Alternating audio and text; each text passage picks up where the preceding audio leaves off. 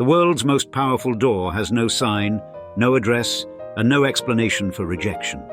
From an unmarked entrance at Harvard emerge America's financial kingmakers, members of the Porcellian Club, whose combined influence exceeds entire nations. And, while your fraternity might have taught you drinking games, theirs taught them to control banking systems, Supreme Court appointments, and trillion-dollar investment flows through subtle connections revealed only by tiny pig emblems on watches and ties. When markets collapse, these men aren't victims, they're orchestrators already positioned for the aftermath. Therefore, in today's episode of Old Money Luxury, we penetrate the veil surrounding the $7 billion Harvard Society that doesn't merely participate in American power.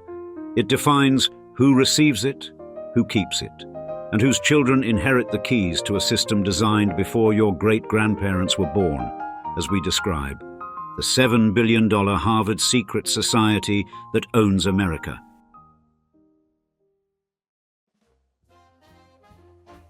Imagine having access to a network worth north of $7 billion with a single handshake and a subtle nod of recognition. Indeed, while most elite institutions broadcast their influence, America's true power club operates with such secrecy that most Americans have never heard its name, the Porcellian Club of Harvard University.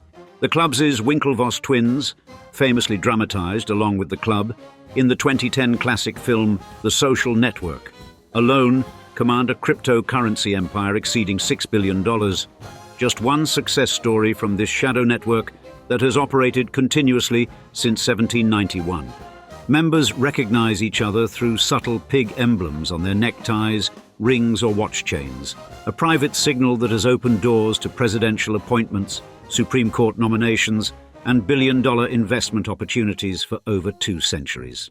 Theodore Roosevelt, who would become America's 26th president, counted his Porcellian membership among his proudest achievements, even boasting about it to Kaiser Wilhelm of Germany while discussing international affairs. This pattern repeats throughout American history. Supreme Court appointments, diplomatic posts, investment opportunities, and political advancements flowing disproportionately to those wearing the discreet pig emblem. A total of 9 Adamses have been members, yes, the family that fielded not 1, but 2 presidents, within the first 50 years of America's existence.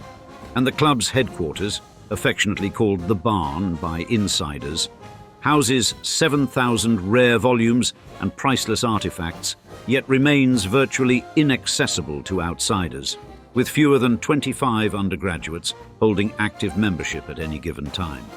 So extreme is the exclusivity that Franklin D. Roosevelt, despite his father and cousin Theodore both being members, faced rejection, a snub he reportedly considered one of the greatest disappointments of his life.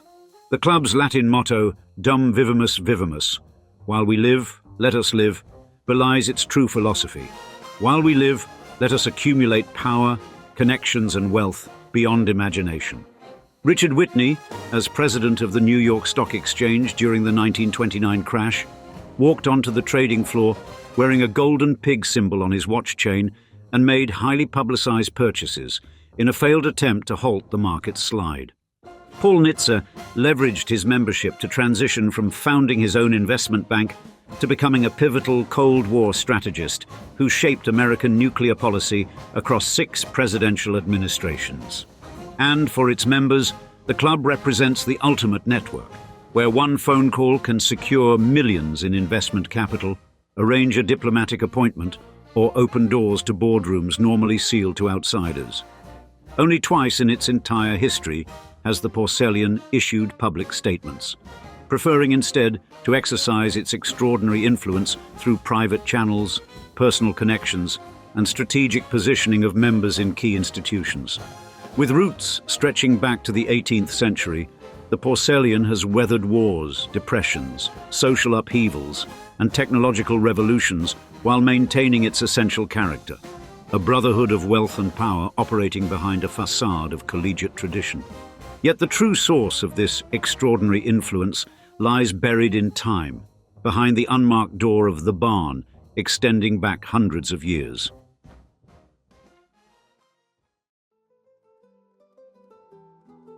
What began as a simple collegiate dinner club in 1791 would transform into America's most powerful private network, a metamorphosis that reveals how concentrated wealth built the nation's financial and political systems. The Porcellian's founding mythology centers on Joseph McKean, of the class of 1794, who hosted a particularly memorable roast pig dinner that so delighted his classmates they formed a regular dining group initially called the Pig Club. A more colourful version claims a student kept a pig in his Hollis Hall room to annoy a proctor. When threatened with discovery, he hosted a feast where his friends consumed the evidence. An event so enjoyable, they established a lasting tradition. McKean established the club's enduring values of sociability, brotherly affection, generosity, and the true spirit of a gentleman, principles that would attract America's wealthiest students for centuries to come. Exclusivity defined the organization from its earliest days, with membership limited to approximately 8 students per class year, ensuring that only 24 undergraduates held active membership at any given time. This deliberate restriction created extraordinary competition for entry, allowing existing members to select exclusively from families with established wealth, political connections, or aristocratic lineage. By 1830, the Porcellian had consolidated its position atop Harvard's social hierarchy by merging with another exclusive society, further concentrating power and influence. The club's earliest political influence emerged when member Joseph Story became the youngest ever Supreme Court justice in 1811 at the remarkably young age of 32. Throughout the 19th century, the Porcellian accumulated extraordinary power through its association with Boston's elite Brahmin families, the Cabots, Lodges, Lowells, and Adamses, names synonymous with shipping fortunes, banking empires, and political dynasties. As one commentator noted of Boston's hierarchy, the Lowells speak only to the Cabots, and the Cabots only to God, with the unspoken addendum that the pork is where they hold their tete-a-tete. Oliver Wendell Holmes Jr., class of 1861, exemplifies how Porcellian connections facilitated extraordinary advancement, rising from Harvard undergraduate to Civil War officer to Supreme Court justice, his club network opening doors at every stage. By 1880, the Porcellian's influence extended directly into presidential politics when Theodore Roosevelt joined its ranks, beginning a lifelong affiliation that would later see him appoint fellow members to key government positions. Members identified themselves through subtle pig-themed accessories, creating a private recognition system that functioned effectively in corridors of power from Boston to Washington to Wall Street. By the 19th century's end, the Porcellian had established distinctive traditions including Wednesday night suppers, elaborate initiation ceremonies, and exclusive annual gatherings that reinforced members' bonds while deliberately excluding outsiders. The extraordinary wealth and connections assembled by the club during this formative period laid the groundwork for even greater influence in the century to come, a foundation of power upon which an even more impressive network would be built.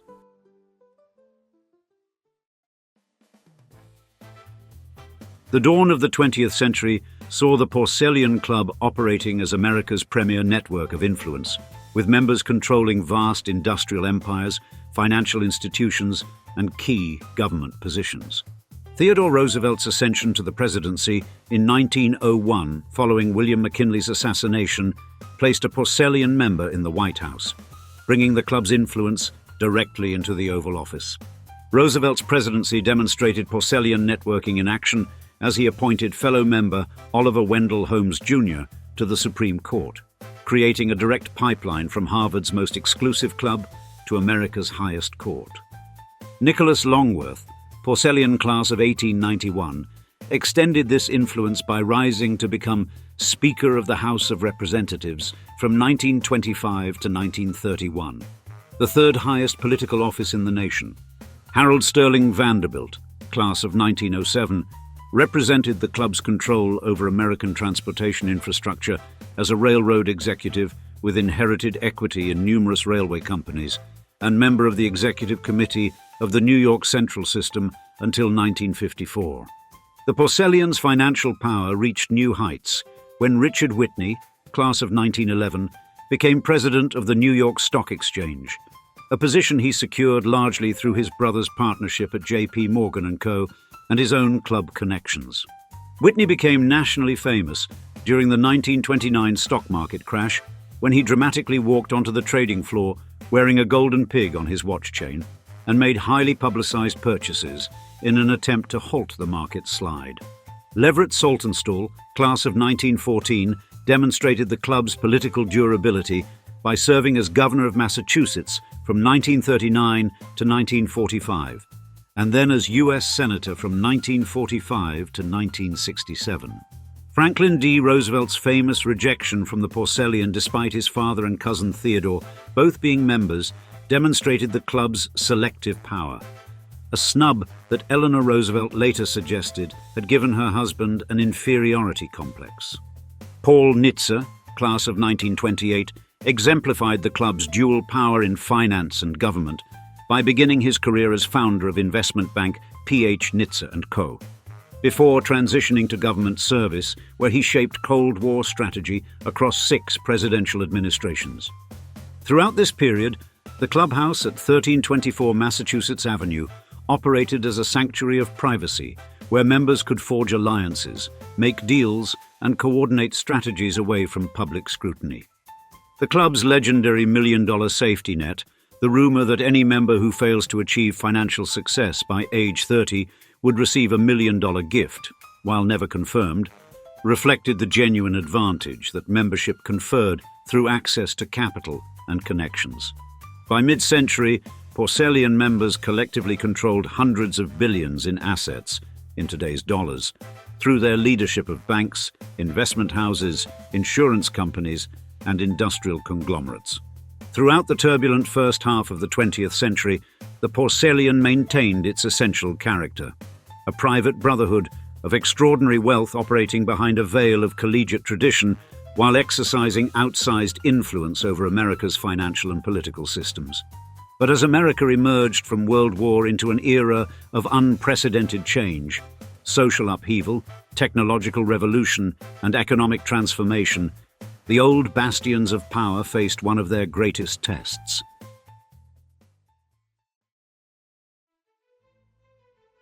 The latter half of the 20th century saw the Porcellian Club adapt its strategies to preserve wealth and power amid evolving economic and social landscapes, while maintaining its essential character as America's most exclusive network. As traditional manufacturing declined, Porcellian members pivoted to financial services, real estate, and emerging technologies, demonstrating the network's adaptability while ensuring continued access to extraordinary wealth.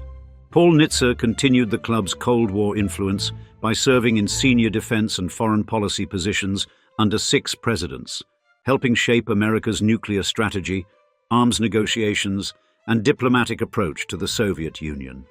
Leverett Saltonstall extended his Senate career until 1967, using his position on the Appropriations and Armed Services Committees to direct billions in federal spending toward projects and companies connected to fellow club members. The investment banking powerhouse of Kidder, Peabody, and Compass, long associated with Porcellian membership, handled over $15 billion in securities annually by the 1970s, creating substantial wealth for partners from the club. The club's network proved particularly valuable during the 1973 oil crisis and subsequent market turmoil, as members used private information shared at club gatherings to position their investments advantageously ahead of market movements.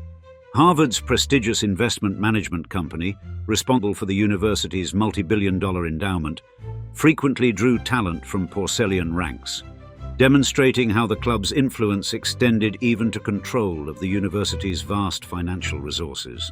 As Wall Street transformed in the 1980s, Porcellian members established new fortunes in leveraged buyouts, junk bonds, and emerging markets, adapting traditional wealth networks to novel financial instruments. Several members became pioneers in the hedge fund industry during this period, establishing firms that would eventually manage tens of billions in assets while generating annual returns that far outpaced traditional investments. By the 1990s, the Porcellian network had extended its reach into Silicon Valley, with members establishing early venture capital funds that secured positions in technology companies before public offerings multiplied their investments. The club's real estate holdings, accumulated over decades through member contributions and strategic acquisitions, provided substantial income through property in Boston, New York, and other prime locations. The Porcellian's private investment partnerships, accessible only to members and their associates, consistently outperformed market indices by leveraging insider knowledge and preferential access to deals not available to outside investors. Several members played key roles in the deregulation of financial markets during the 1980s and 90s, using positions at the Treasury Department, Federal Reserve, and regulatory agencies to advance policies that benefited their private sector colleagues. Throughout this period, the club continued its practice of identifying promising Harvard students from wealthy families or with exceptional potential, inducting them into the network that would provide lifelong advantages in business and finance. As the 21st century approached, the club's network had become more sophisticated but no less powerful, with members occupying strategic positions across financial institutions that collectively managed trillions in global assets.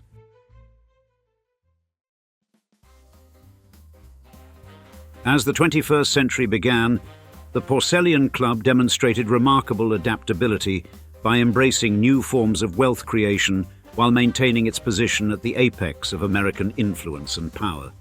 Cameron and Tyler Winklevoss, identical twins from the class of 2004, exemplify the modern Porcellian success story, parlaying their Harvard connections and $85 million Facebook settlement into early Bitcoin investments that built a cryptocurrency empire exceeding $6 billion.